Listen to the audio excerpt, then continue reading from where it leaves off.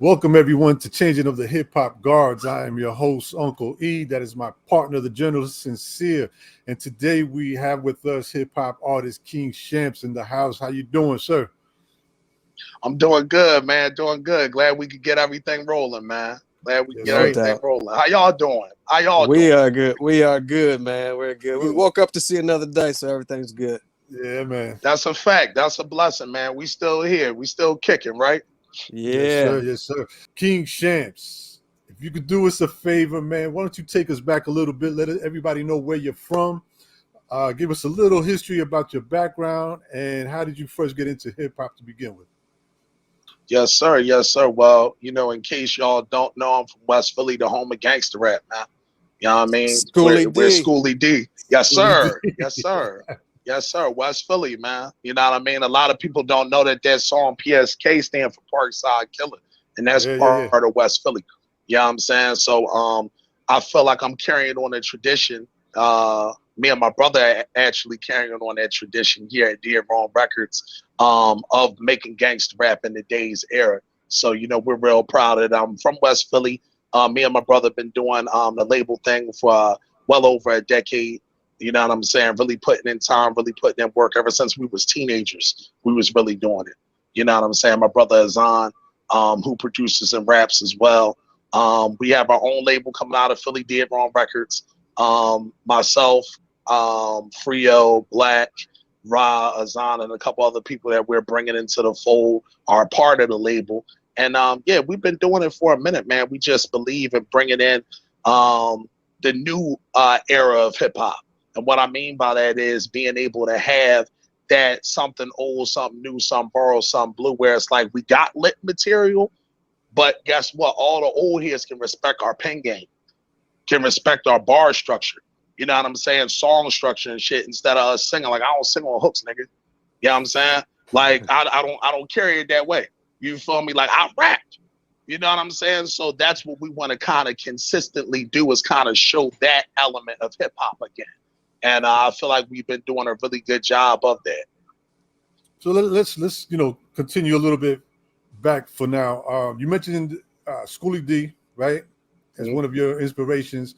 What other artists besides Schoolie D inspired you to pick up a pen? Oh man, that's a hell of a question, man. Um, Give me and five. anybody that was five, whoa, damn. See, yo, Sandy, you put me on the spot, bro. You put me on the spot like That's what he five. does. Damn. No, I Oh figure. I mean, man. because I Okay. know that's a pretty open and broad question. You know what I mean? So maybe like five that you would say, you know what, those are like my go-to artists that I would always listen to and kind of maybe inspired me to want to really do it.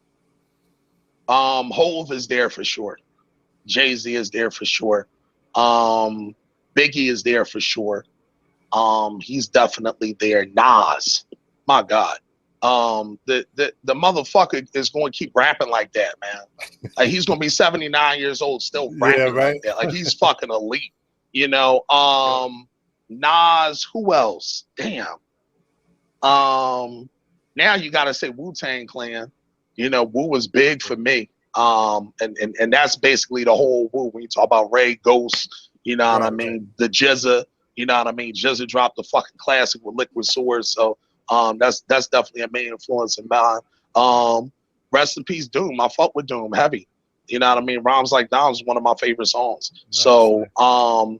you know, anybody What to about Philly? answer What the about question, Philly? anybody that oh, Philly Beans. Beans is Beans? up there. I gotta go on in here and give Will Smith his props. He's from West Philly. You know what I'm saying? First rapper ever to win a Grammy. You know what I mean? You have to be able to give him his props for what he did for the culture. And a lot of the battle rap guys, growing up, we liked your Joey Jihad, your Quilly Mills. Right now, you look at a RJ Payne, he was Rain Man when I was a young boy.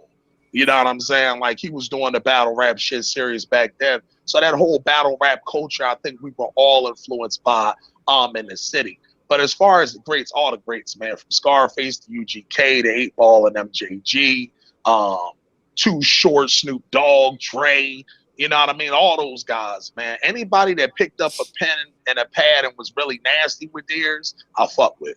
for sure. All the legends. Anybody you can drop. Prodigy is one of my favorite. And I grew up during the Dipset and G Unit era, so those are my guys. Right. Okay. Yeah, those are my guys. Nice. So I definitely got them. To give us a better idea of when you started rapping, what year was it that you started taking it serious, putting a pen to the pad? I want to say when I was about 18, 19. Okay. Like kind of about give us 18, 19 when I was... Give us a little year so we can kind of know what was going on. Let me think. 20... Well, is that the Dipset? Like, 10, is that the Dipset era, like you were saying? Or 2010, 2011. Okay. 2010, 2011, something like that. Yeah, like when I was 18, 19. Yeah. Okay. Yeah, like around that time. I had already saw them already. They had already kind of had their run. But as far as like being like serious as an artist for myself, definitely around like 2010, 2011, where me and my brother say, you know what? We've always rapped. We've always had bars. We've always been talented. Let's go on ahead and take this shit to the next level. Why not?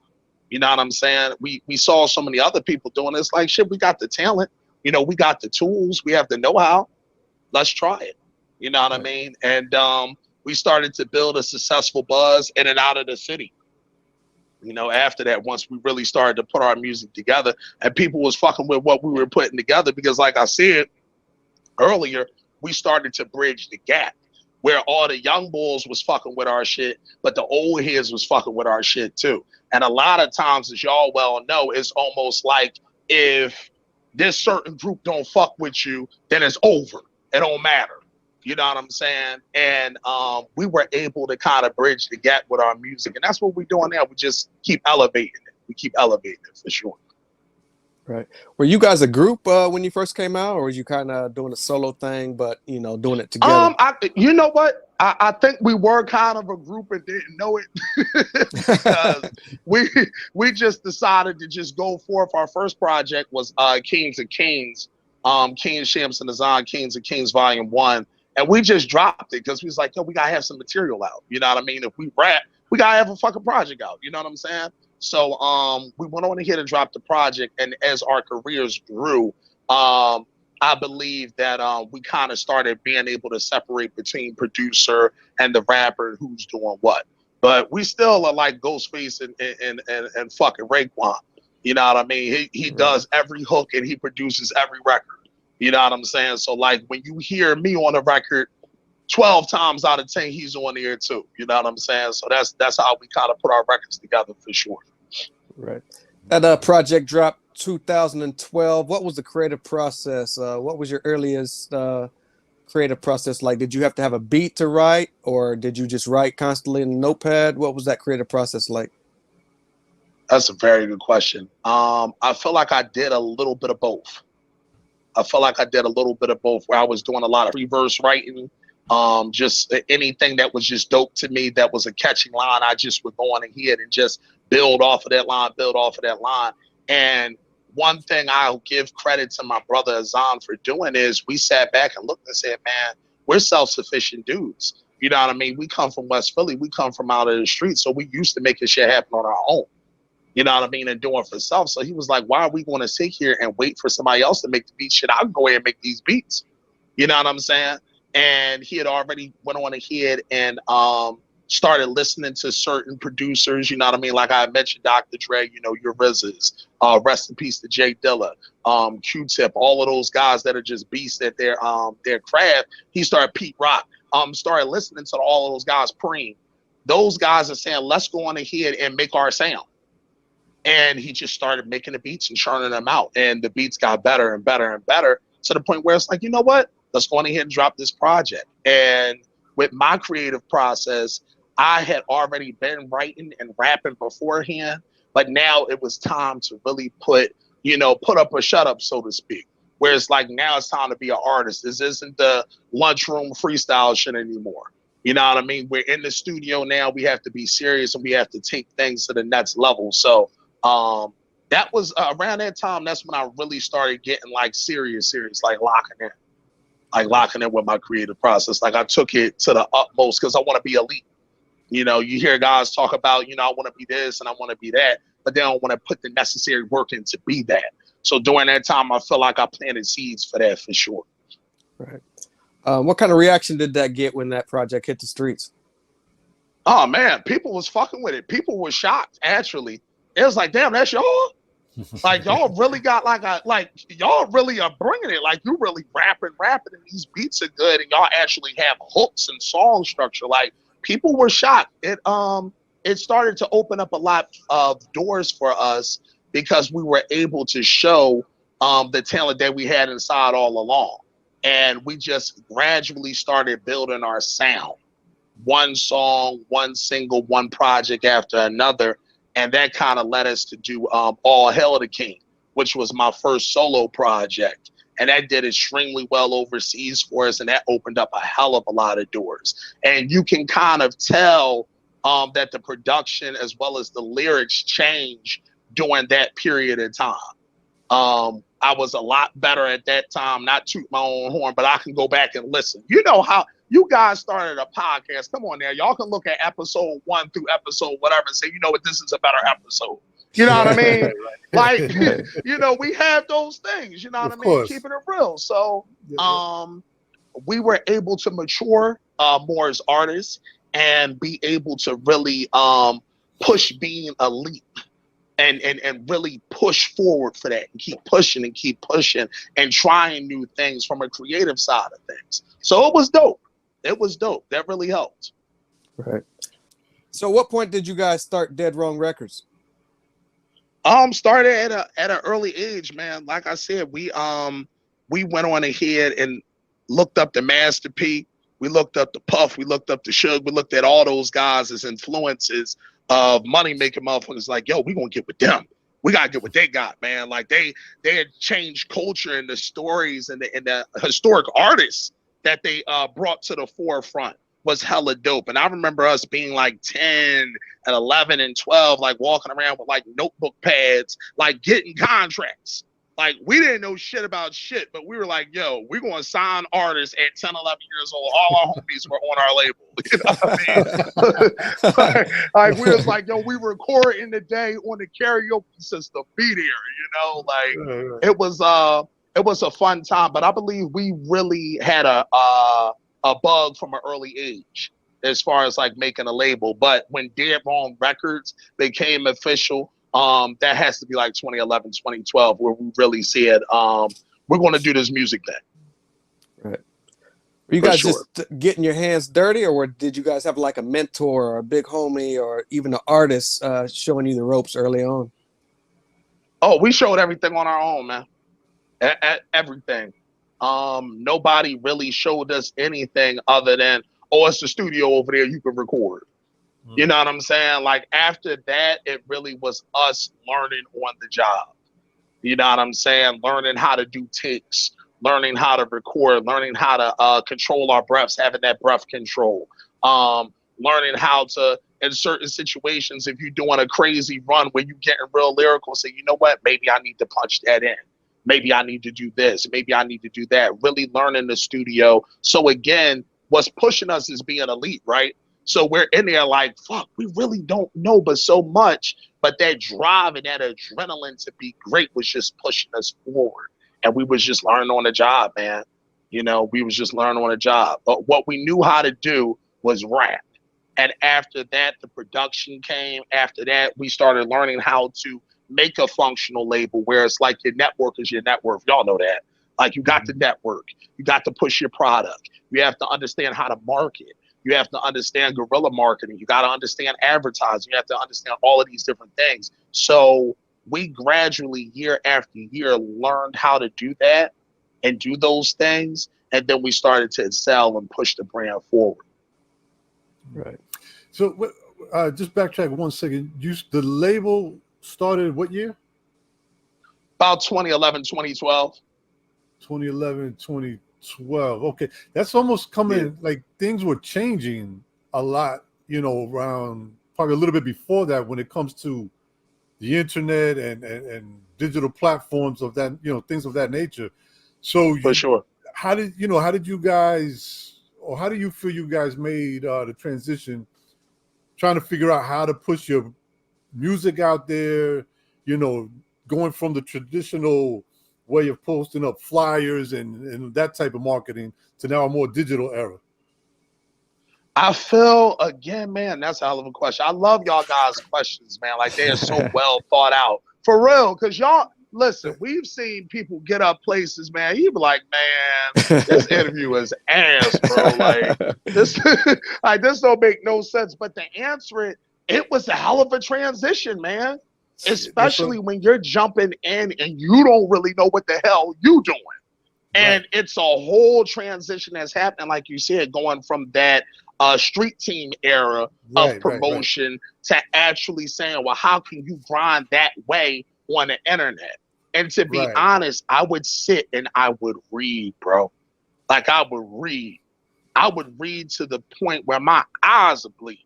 Like, I'm like, yo, like Raekwon said, like, you know, the combination made my eyes bleed. Like, it was different trying to learn promotions and researching different ways to market, because the thing is, it wasn't a Twitter. You still were dealing with like MySpace shit a little bit. I was just going to say, LimeWire. That's why I'm asking, because it's right at that point where like you had like the MySpace, but you're still sort of remembering, like you said, the street team type of thing and that type of marketing, and it's you guys were like right at that in between the two. So that must have been like, damn, I thought we were supposed to go this route, and it seems like now we got to learn a whole new type of thing. That's exactly what it was, 100%, because it was just like, damn, we have to find a way to implement what was already successful in this new era of marketing. We have to find a way to do that. And MySpace was starting to jump off. Facebook started to jump off a little bit. And then you had soundboards that were helping a lot of artists out too. And what we started to do, which a lot of people are doing now, is we started to make email lists, because everybody had emails. So we were able to kind of track who was listening to things, who was getting with it, and how we could go in ahead and promote to them. Now, when Twitter came out, oh man, oh baby, we was loving Twitter, because Twitter was like, oh, I can send a message to somebody in South Africa and they can fuck with my shit. I can send a message of a link of my music to somebody in Croatia or Toronto or LA or Indiana or Chicago, wherever. They can fuck with my shit and we can build a relationship with them. Oh, Twitter was the thing for me. Guerrilla marketing all the way. I was getting in motherfuckers' DMs. Like, I ain't care. Like, I ain't care. Because I was like, yo, we got to push this music. We got to go in and push our product. So I feel like what we were able to do is learn how to promote, and then podcasting, radio interviews. That was something big that we wanted to hit, because a lot of independent artists and people who are running their own labels or doing a DIY type of thing don't understand that this shit counts. This shit still counts. This is a big thing. These are platforms that are needed in order for you to improve your career and build relationships. So we hit the podcast and the interview game hard. As of now, I'll sit here and do damn near 3 interviews a week. I'll do it because I believe in promotion. Y'all do the same thing. Anybody holding y'all hand, y'all got to get out here and get these motherfuckers to come in here. You know what I'm saying? Straight up. So with that, you know what I mean? So with that being said, when that transition was happening, I think that it helped us a lot, because we were able to implement those older tactics to a newer brand, where you still see guys that don't even really have a hang of social media yet. Like, they still are trying to figure out how to promote and how to advertise their music. With us, we was doing the flyers in the form of a tweet. You know what I mean? That's how we looked at it. We said we can still promote that same kind of way, but we just have to be able to push and really get in people's faces, because y'all know how it is. The internet is a fickle place, my man. You know what I'm saying? Some days you up, some days you down. Changing. Yeah, it's the stock market for real. You know what I'm saying? So that was something that helped us for sure. Throughout the years, have you been able to gain some feedback from established artists, and what have they been saying as far as your music? Oh yeah, for sure. Vinny Paz from the Mm. city. Mm-hmm. Vinny Paz from Philly, underground legend. Y'all know him. Yep. Me and him talk all the time. Real dope dude. He fucked with our music. I remember he hit me up personally because he had heard us on I think it was a Sirius at some show. I forget which one was playing our music at the time, but he reached out. I think one of the biggest moments in our career was DJ Premier breaking our records. Mm. That was huge because everybody knows who he is in the culture. You know what I'm saying? This guy's a legendary producer, has done a lot for this game, and is still doing a lot for this game. You know what I'm saying? He's constantly evolving as well. So for him to co-sign us, that was big. And a lot of people in the industry that were more like the A&Rs and the execs and those kinds of folks really were like co-signing us and saying, hey, like, y'all got something. Like, this is a different kind of music, especially when we just dropped this project, Dawn of the Dead. That's out on all platforms right now. So when y'all see this interview, don't be acting like y'all don't know. It's on every platform. Go check that out. Go check out the realness. All right. But Dawn of the Dead really opened up a lot of doors for that. Including all the rest of the singles and mixtapes that we had did. But we were able to get played on BBC radio overseas in London. And really start building with a lot of the guys behind the scenes that are the power players. Like, I think our music opened up way more doors for the power players to respect us and for us to move in certain rooms. Because y'all know hip hop's still a competitive thing. So only the real motherfuckers is really going to say, oh yeah, y'all nice, y'all doing this, y'all doing that. Everybody else is competition to you. Where they like, now what I will say is a lot of different artists were able to be like, yeah, we don't really want to bring them on. Let's try to get these other motherfuckers over there. That type shit has happened. You know what I'm saying? Because once you start to be viewed as a threat and your music is good, then it becomes a thing of, let's see if we can keep this guy outside. Let's see if we can keep these guys outside. We really don't want them in the party because then it'll become their party. And then, we riding off names at this point. Y'all know a lot of these artists is. You know what I'm saying? They just round off names. Motherfucker ain't had a good project since '99. You know what I'm saying? But they riding off them names. Yeah, you know what we I'm talk saying? about that all the time. Yeah, I say the last good year was '99. You know what I mean? So real shit. Yeah. Real shit. So we've experienced that. But as far as going back to answering the question, a lot of the power players, as far as like your big radio hosts, your different execs, and the guys that are the movers and shakers really started opening up a lot more doors for us once they saw us steadily progressing and being on the grind. For sure. Right. Around 2014, I think you took a 6-year hiatus. Is that correct? Or what was going on in between that block of time? I was still dropping music. I just didn't drop a project. Mm. Yeah, I just didn't drop a project because I felt like I wanted to go on ahead and do the singles game. I felt like during the time, the single would benefit me a lot more than the actual project until projects started to become in style a little bit more. Because during that time, that 2014, 2018 era, like the mixtape and a project wasn't what it was. No. It wasn't that same game where it was like when you see guys like J. Cole and Kendrick and all of these guys really putting out projects, these motherfuckers was getting on through the mixtape game. Mm-hmm. Joey Badass, a couple other guys, Freddie Gibbs, all of the different guys that came out, they started doing it. More recently, I feel like the project has more worth now. When you look at guys like Griselda that were able to kind of do their thing, you still feel like it's a little... Yeah, look at Kendrick, man. People waited, what, 4 years, I think it was, more or less? Yeah. Came out with the album. I haven't even heard really much about it since. See, now we can sit here and talk about that all day. And I know. You know that to be true podcast, from the music. But I'm just saying, like, you have, for example, the Kendrick, and not even Kendrick, but like, people consuming music in such a different way these days that, look at even Busta Rhymes' last album. I mean, a person like me, I was like loving it. I was loving the campaign, the rollout, and, it took me back to how it used to be. So it was kind of nostalgic for me. But at the same time, he put all that work, all that effort, and it's like, you know, it came and went. You know what I mean? Yeah. Like, it's just not. It's different. It's very microwavable, and people are wanting to know what's next. You know what I mean? Now, you What's know next? what? Now, y'all done tapped into where I stand on top of the hill and scream every day.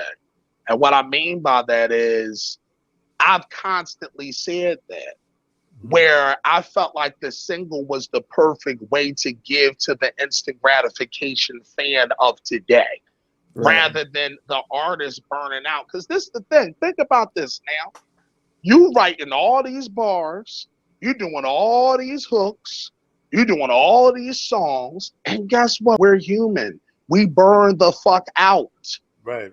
But the fan won't give a fuck, because the fan would be like, oh, the last 8 projects was dope, and now we go on tour and we bash his knife. This motherfucker tired. See, I'm sorry.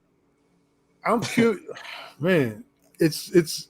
I'm curious, for example, like for an artist like yourself, right? Because like I mentioned Busta Rhymes, but I think at the same time, someone like a Busta has an audience still, right? That has followed him from early on. We still appreciate that. So like him dropping that album, for people like us, it's we appreciate it, we love it, we like to have that physical, and the whole project. Like, it's good for us. But then I think it's also then, but what about the newer generation? You know what I mean? It's kind of like I don't know how you balance it out. You know what I mean? I really don't know what the balance is. I think for older artists, they know that there's still a fan base that appreciates that type of work. But then again, for newer artists, do I put so much effort into a full album? Do I give them just an EP? Do I throw out 4 here, 3 there? If you notice, you see like there's a lot of cats now doing that thing where it's like, oh, I'm putting a single out every week, and they have like this campaign of like trying to do a single every week or I've done it every month. Yeah. But that's what I've done mean. a single game like that. Yep. I have. Was that the Dead Wrong Tuesdays? Yes, sir. Yes, sir. Okay. And that picked up a lot of traction. It did well. But the thing is, again, to the point that you're saying, it's a problem with the content, because like you said, you're trying to figure out the perfect balance to how to approach these motherfuckers. And I'm going to tell you what I truly believe as far as promotion. I say this. Oh, motherfucker, you going to respect this. Oh, if I drop this, we going to push this shit like Bobby Brown dropped his album back in the day. That motherfucker pushed his album for 3 fucking years. He didn't care. You know what I'm saying? Right. And I feel like a lot of people now in the industry, if you're peeping in other genres of music, are starting to do that a little more. It's one Lizzo record that it dropped, and it was like 3 years old, but it took off, became a hit. A record that Bruno Mars had took off, became a hit. I think Taylor Swift just did a revamp of her whole album, which is like 3 or 4 years old and still pushing it. Yeah, because I feel like the artist has to kind of take the power back from the consumer, because the consumer will have you rap and sing and dance all day and night and then get tired of you, throw you away, and now you're Hurricane Chris.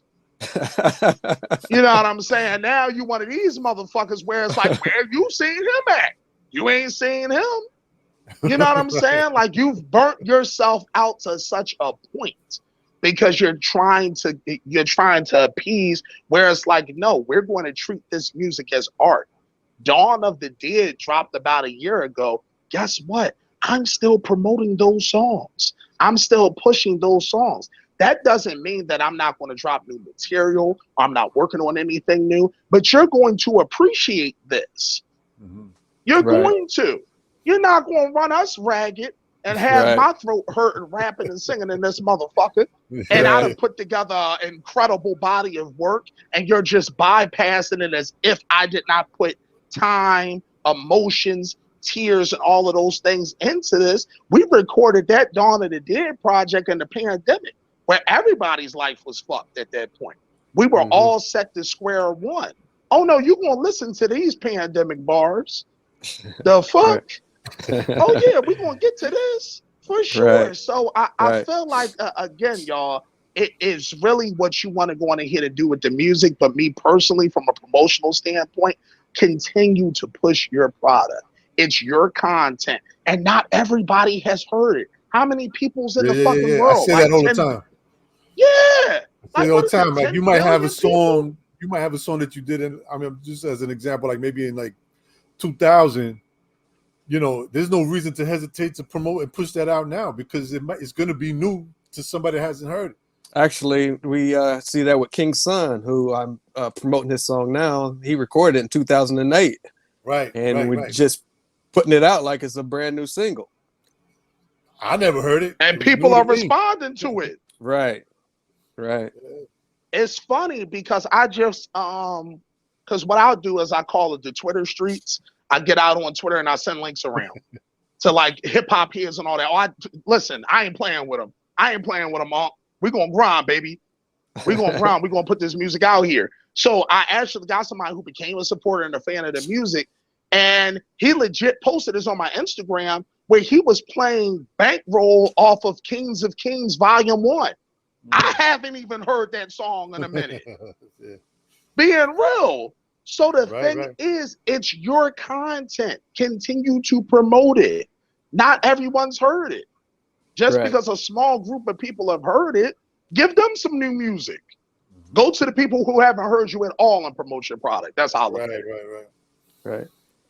You mentioned the Dawn of the Dead. Where can the people find that project at? Oh man, send us all over the place, man. Get your ass up on Google. No, let me stop. No, it's on all streaming platforms, man. You can go in here, get on Apple, Spotify, Tidal, all streaming platforms. Just go in here, throw it in on Google, and it's an incredible body of work, man. We really put a lot of time and effort into that project. We got a really dope roster of artists, and then we had 2 additions on there. Def Soldier, my guy from the Bronx. If y'all haven't heard of him, check him out. He's about to be on tour right now. He's doing his fucking thing. And then we got my sis Pretty Bully on there. Pretty Bully, beast. I mean, her bars are stupid. Like, not a lot of females can out rap her. A lot of males can't out rap her. Fuck the females. Like, I can get some dudes, and she gonna have them running out the room. So, what's her name again? Pretty Bully. Pretty Bully. Okay. Yeah, She has look her like up. some projects out and stuff like that. Yeah, for sure. Her Yeah. and Def Soldier, they both got like a hell of a workout. They've been grinding for a minute. Yo, And throw her our way, man, so we could get her on. You know what? I will, for sure. I'm gonna actually reach out to her manager, who's a real close friend of mine, one of my old heads from Buffalo. I'm gonna reach out to him and let him know what's going on. For sure. We talk about we're trying to get some more women on here that are artists, whether they MC, whatever it is that they do, but it's hard to get them on here sometimes, man. You know what I mean? Because the thing is so many different factors as far as trying to go in here and go in that lane, because right now you've got some dope female MCs, and then you got the right. Yeah. How'd you get there? MCs where we like, what the fuck? Like, I don't know. Like, I can't really get with this shit. You know what I'm saying? So it's a fine line, man. But I'll definitely will bring her on. But yeah, Dawn of the Dead is on all streaming platforms. An incredible album, and we're still pushing it. We actually have about 4 of those singles right now in rotation on FM radio around the world. So that again, that goes back to pushing your content. You know what I'm saying? These DJs and different things haven't even heard of it. You know what I mean? So we're pushing those records as we speak. But yeah, Dawn of the Dead is on all streaming platforms for sure. An incredible body of work. Right. You said that project dropped the year of the COVID 2020. Catch us up on what you've been up to in the past couple of years. Oh man, I'm working on the album of the year right now, y'all. And I don't care what nobody say about it. I know for sure that it is, because of the work ethic, because of it's what this podcast is, changing of the guard. That's what I truly believe it is, for sure. It's a project I'm working on called excuse me, Rise of Corleone. And it's my solo project. No features, no nothing, just me and the beats. And I feel like this is going to put the hip hop world on its head, man. I truly believe that. I truly believe that I finally have matured as an artist. I feel like the '92 Jordan. You know what I'm saying? Where Jordan at that point still had his athleticism, but he still had like that tricks of the trade. Like I can back you down and shoot the fade away, but I can still get freaky on the break too. Like I feel like I finally have found that balance as an artist. So that's what I've been working on. I've dropped some singles in between then. You know what I mean? Keeping busy. We actually got 2 singles out right now. 2 Legit and MGM. Both of those records are doing numbers for us. People are really fucking with those records. But as far as a project, like working, Rise of Corleone. That's what I've been working on as my solo project, entirely produced by Zahn. And it's just me and him on here. And I'm handling all of the rapping. And I'm ready to show that I not only belong, but I'm at the top of the totem pole. I'm ready. So, was that a tribute to MC Hammer? What, Too Legit? Listen. Let's not. No. Hammer ain't. I'm asking. Listen, it was, but it wasn't in a way. It wasn't in a way of like, yo, I'm about to get on here and put the Hammer pants on and smooth, dance it out. I'm 6'6", 300 plus, man. I can't find no glittery pants to do the dance draw with. Yeah. I can't do that. But it was because, again, if we're gonna talk about him, Hammer is one of the main reasons why a lot of guys can get these advertisements. Man. Oh, absolutely. Oh yeah. Like he listen, he's it. He a legend to me, man. Yeah, I fuck with Hammer. You know what I mean? You know, too legit to quit. That shit hard to me. I don't give a fuck. But we flipped that record. August died. He like, yo, get him off the spot. No. Listen, I know. I'll be honest with you, man. He took a lot of heat at the time when he first came out. A lot of people were giving him a lot of heat and stuff like that about his style or whatever. But you can't take anything away from Hammer, man. He absolutely not. When it comes to his performance. Wait.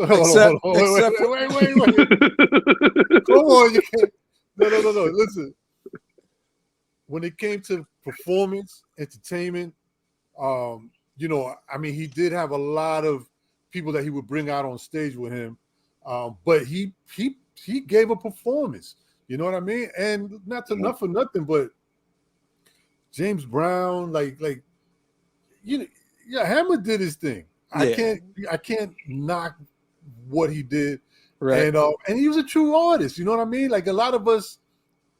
Probably just it wasn't a lot for us, you know what I mean? Like East Coast, I just don't think the style of what he was doing at that particular time was something that we were necessarily messing with. You know what I mean? Like going from a Smith and Wesson type thing and tin boots and this and that to then, it just was a different vibe for us. But that's not to say that he wasn't doing his thing. You know what I mean? Like Hammer opens up. I want to hear Sim's part though. Yeah, he can say his part now, but I didn't want to. He was literally stepping on my flowers, though, man. I want to give Hammer his flowers, but I just wish he would have never did the Pumps and the Bump video. Yeah, but Hammer, wait. Pumps and the Bump and the speed up. Pumps and the Bump. With the speed up. With the.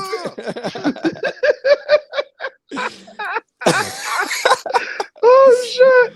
No, but take it now. Fast forward, right after that era, and you fast forward, and you start to learn more about Hammer and his background.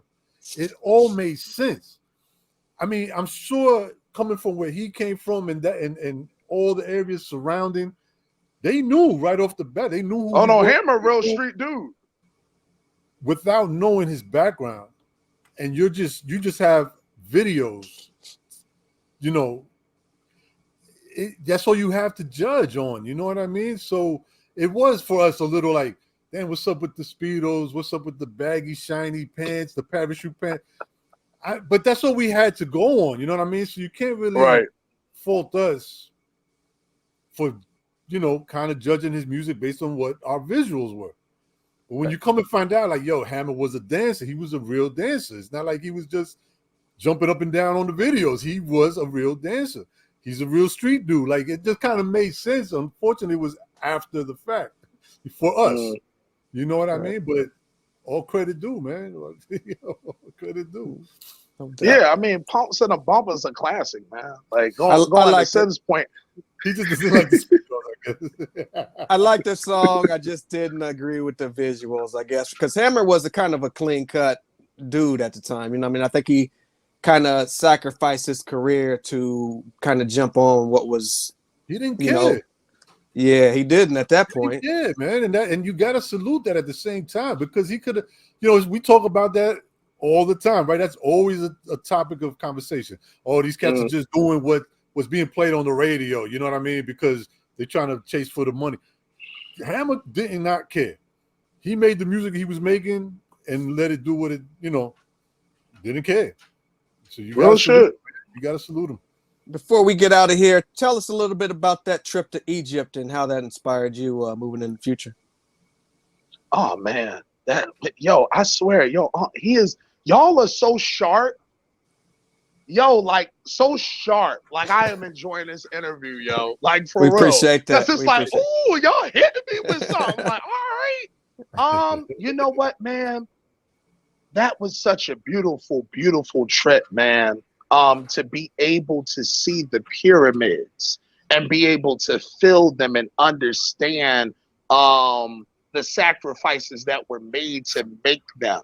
And to look at how crazy, like a lot of people don't know, but the pyramids are on a fucking mountain. Like you have to drive up a mountain to get to the pyramids. They're not flat the way they show. Like, we've watched the, Discovery Channel, Travel Channel, whatever, and they just show them just standing there. No, it's a whole mountain you have to drive up to get to the pyramids. So that was just exciting in itself. And to see the structures, to see the people, to see, all of the temples and all of those spots, it's a fucking, like, it blows your mind, man. To really experience that at a young age. And it just really made me appreciate the world in which we live in. And I think it made me go even harder in music, because I'm like, I can really go to different places off of this, off of my talent, be able to travel to certain places and try certain foods. And, we were over in Egypt, but we had belly dancers, which is the strippers over there. Like, we was wilding as young bulls. You know what I mean? Like, it was dope, man. Having a camel burger, you know what I mean, which is phenomenal. Do not knock it until you try it, okay? Yeah. That camel burger is something serious with a little hot sauce on it. But it was a crazy experience, man.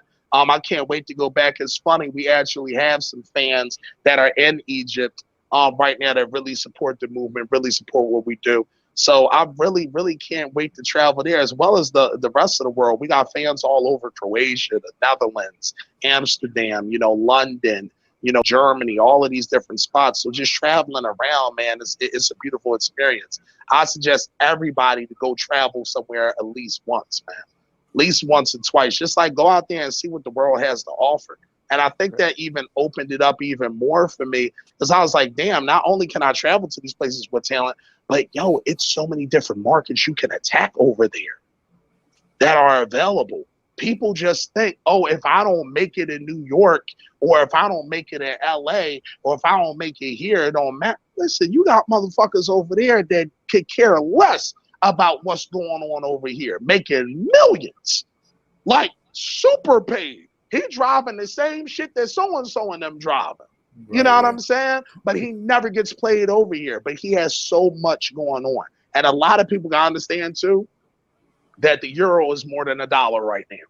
To let people know, for the people that don't know. So when you see a lot of motherfuckers going overseas, they heading over there to London, to Croatia, all them different spots. Oh, they going to get them euros. They going to get their money. Yeah. No, you're absolutely right, man. Because I've seen a lot of, for example, I follow a lot of artists that come from the Dominican Republic, right? And at one time, I mean, it still is. Like, of course, it's always a goal to come to the States and be able to perform here and stuff like that. But they're constantly going to Europe now. They're constantly in Spain. They going to these other places. Not even so much coming to America right now. And like you said, man, their fans are huge there. They're bringing that dough and then taking it back and changing it. You know what I mean? So you're absolutely right. That whole Europe scene is crazy. Very dope. Crazy. I want to ask you real quick. Road to Peru. Yeah. What was that about? Oh, we're still going to go on ahead and drop that. That was initially going to be my comeback tape.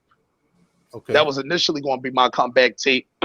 We formatted that more into like a single kind of thing and called it Road to Peru, where we were just dropping singles like under that moniker or under that name. But that's definitely something that I want to go on ahead and do for my official album. And the official album will probably be called Hustlers Renaissance Live from Peru. Okay. What's the connection with Peru? Oh, come on, man. Come on, man. You know, when you rap it, when you listen, no, I mean, I got to answer it, but you know, I just had to say I know. I had to say that first. It's like it's the plugs, man. Like a lot of motherfuckers rap that shit and never were really involved. Now, I'm not going to sit here and lie and say that me and Pablo sat down and had lunch, or you know, me and Manuel Noriega and them was getting it across. You know what I mean? Like, but we was hustling. We was having certain things and being involved in certain rooms. So we're just basically telling our story. You know what I mean? We're basically telling how we were hustling and what we were doing, you know what I mean? And putting it in a musical format. You know what I'm saying? But that's basically what that's about, man. Talking about the hustle. You know what I mean? From Corleone to Peru. And Corleone is our neighborhood. That's what we call our neighborhood in West. You know what I'm saying? So when I say rise of Corleone, it's like the rise of, you know, us, the rise of, you know, everything we've went through, everything that we've pushed through as people coming from the set, coming from the neighborhood. So yeah, for sure. And how did you make the connection with Rick G's? Oh, Rick G's is the homie, man. That's my guy. Like, he's from West Philly. Yeah, he's from West Philly. A lot of people don't even know that. I didn't know and that. Yeah, one of my guys from Tissue and the Tape, and I think you guys would do some really dope collaborations. I'm gonna send him some of y'all stuff as well. Him and Vod, Philmatic, those are like my big brothers. You know what I'm saying? So they went to school with Rick and was like, yo, listen,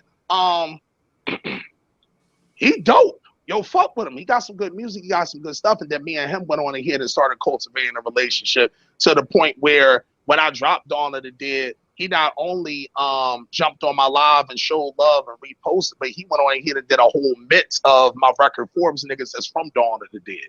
That's on my page too. And everybody that's in the industry knows he's a power player guy.